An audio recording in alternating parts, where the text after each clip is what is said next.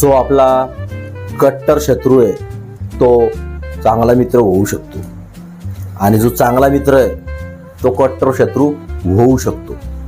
हे सगळं कुठं शक्य आहे? राजकारणामध्ये. हो, राजकारणामध्ये.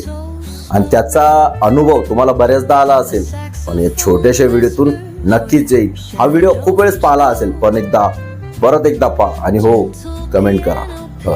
मला कधी कधी भुजबळ साहेबांचं आश्चर्य वाटतं. काय जोरदार भाषण करतो, जोरदार, म्हणजे असा नटसम्राट या महाराष्ट्राने पाहिला नाही.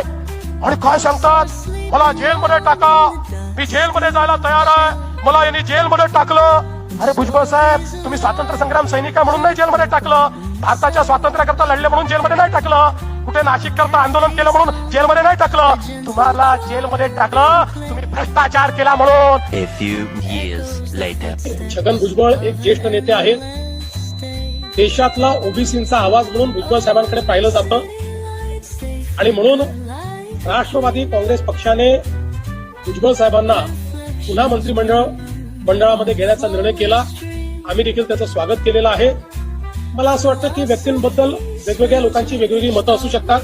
मला त्या मतांवर काही सांगायचं नाही, पण मला वाटतं की भुजबळ साहेबांसारखा एक ज्येष्ठ मंत्री आणि विशेषतः ओबीसी समाजाचा हितचिंतक हा मंत्रिमंडळात